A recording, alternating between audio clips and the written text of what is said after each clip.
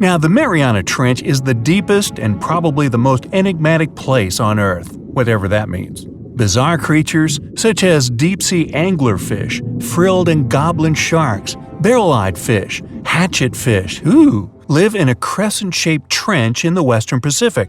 Just 3 people have ever descended down the Challenger Deep in the southern end of the Mariana Trench. There, at a depth of almost 11,000 feet, vents are bubbling up carbon dioxide and liquid sulfur. Mud volcanoes erupt under the pressure 1,000 times greater than at the surface. And so, it's no place I want to go. So bye! Get back in there. Alright, since you clicked, yeah, you're about to visit places no less mysterious and creepy than the Mariana Trench. Your first stop is Mexico, the Yucatán Peninsula to be precise. See those bottomless sinkholes filled with crystal clear water? It's fresh water that overlies salt water seeping from the sea. The sinkholes are called cenotes. The Mayans believe these natural wells were the gateways to the underworld. Thousands of cenotes, created by collapsed limestone bedrock, form one of the world's longest underwater cave systems. You can easily get lost in this tangled, mysterious network. Now it's time to visit the Caribbean. There, you'll get to a depth of almost 8,000 feet to see the Damm vent field. The hydrothermal vents fire out streams of muddy, scalding water with a temperature reaching 400 degrees Fahrenheit. That's almost enough to bake a pizza. These mounds are made of talc, a substance you can find in baby powder. The Damm vent field is an oasis for odd species. One of those is kind of a creepy shrimp without eyes. Instead, they're equipped with patches of light-sensitive cells on their backs. Now, you don't have to travel far away. The next enigma on your list is also in the Caribbean. Just off the coast of Belize, there is a giant sinkhole. It's also blue. Yep, that's the Great Blue Hole. The thing is about 1,000 feet across and more than 400 feet deep. Once, a long time ago, this hole was a cave until rising waters filled it, making it collapse in on itself.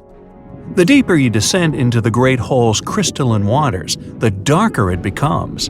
You see tons of stalactite-filled caves, but don't even try to enter them unless you want to get hopelessly lost. Once you reach a depth of 50 feet, you notice the water shimmer. That's the invisible line dividing the sinkhole's salty top from the freshwater abyss. Time to get out of there. Who knows what you might come across in the murky depths? Your next destination is off the Pacific Northwest coast. Almost 500 streams of methane bubbles were discovered there several years ago. Because of the bubbles, the vents got the name champagne seeps, which sounds better than the fart spas.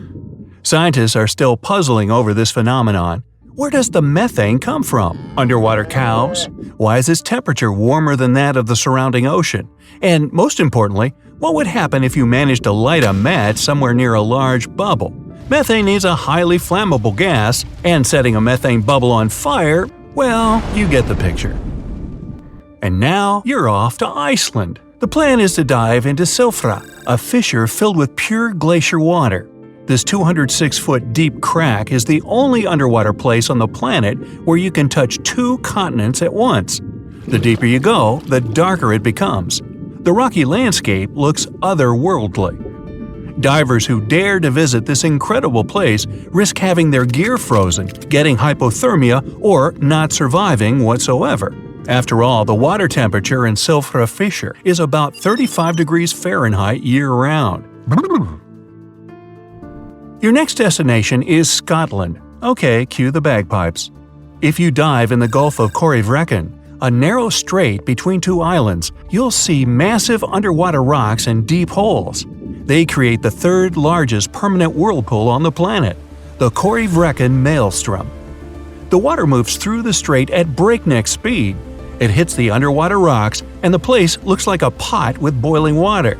The waves, created in the process, sometimes reach a height of 15 feet, and you can still hear the roaring whirlpool from 10 miles away. It's believed the Corryvreckan Maelstrom has swallowed dozens of sailors over the centuries. They were caught unaware by the ferocity of this natural phenomenon and pulled underwater in the blink of an eye. Okay, enough bagpipes. Your adventures are getting more and more extreme. You're heading for Antarctica. There, in the Southern Ocean, you'll find the Ross Sea Ice Shelf. Say that 5 times real fast. Later, not now. It's roughly the size of Spain, with the ocean underneath containing as much water as the North Sea.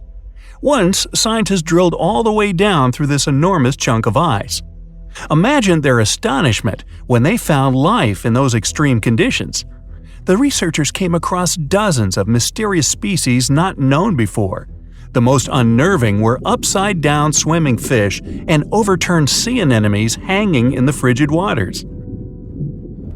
Hopefully, bizarre places with a notorious reputation don't frighten you.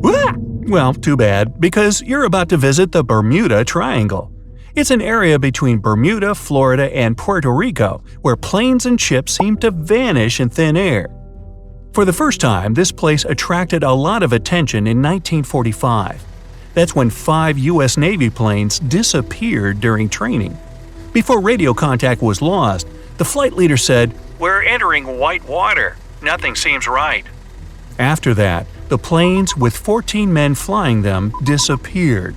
Even scarier, a rescue plane with 13 people on board never came back as well. Some people believe the mythical city of Atlantis lies at the bottom of the triangle. They claim its inhabitants use extraterrestrial technologies to sink ships and crash airplanes. Others blame rare and unexplored natural phenomenon, for example magnetic anomalies, or massive pockets of flammable methane gas. There we go again. Then, if a bolt of lightning ignited a giant methane bubble near a ship or a plane, this could probably make it sink without a trace, except the smell. But methane is found everywhere all over the world, and it never behaves this way. Some experts aren't sure there's a mystery to explain whatsoever. Lots of busy routes pass through this area. No wonder more ships and planes sink there than anywhere else. Now, prepare some warm clothes. You're heading for the north again. Your destination is Cape Desolation in Greenland. Nice place. In 2012, Canadian researchers were sampling the water in that area, and their equipment came back to the surface with pieces of coral attached to it. That's how a cold water coral reef was stumbled across. These unique pinkish corals can easily go without sunlight and live in strong currents 3,000 feet below the surface. Another unique spot you can't miss lies between Greenland and Siberia. The Gakkel Ridge is the deepest and most remote portion of the global mid-ocean ridge system. In some places, it reaches the depth of more than 3 miles. It's only natural the darkest corners of this underwater world remain unexplored.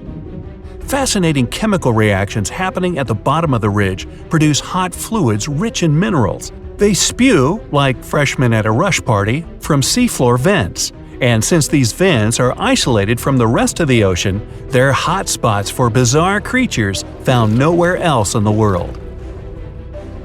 Your next stop is just off the coast of Cuba. Circular columns, paved floors, symmetrical stone structures. That's what the Cuban underwater city looks like. What happened there? Why was a large city abandoned at a depth of more than 2,000 feet? Lots of people believe those are the ruins of a long-forgotten civilization. But scientists have their doubts. They claim the lost city is nothing but a natural phenomenon that appeared about 5 million years ago. The disc and donut structures often appear around the areas of the seafloor where natural gases break free. Again with the gases. When you come to visit the Sargasso Sea in the middle of the North Atlantic Ocean, you won't find its shores. Instead, it's surrounded by powerful ocean currents. These are the same currents that turn the sea into a gigantic convention for dense brown seaweed. In the 19th century, a French ship was discovered in the Sargasso Sea. Its sails were set, but not a single crew member was on board. This mysterious disappearance made people believe the seaweed was carnivorous. The Sargasso Sea is indeed a weird place. It's always eerily calm and unnaturally warm, even though it's surrounded by the churning, freezing waters of the Atlantic Ocean. Could one of these bizarre places become a home to the largest marine predator ever, the megalodon? The giant shark's teeth, Some larger than an adult man's hand have been found pretty much all over the world. But since these creatures preferred warm, shallow waters, they lived along the coastlines of all continents except Antarctica. In other words, it'd be a waste of time to search for the giant predator in the depths of the Mariana Trench, in Greenland, or in Mexican cenotes. But then, could it choose the waters of the Caribbean to hide from the hustle and bustle of the modern world? Don't get your hopes up. There's been no proof the megalodon does exist these days. It wasn't a shy, elusive animal, and still, no one has seen this shark lurking around recently. Not even near the fart spas.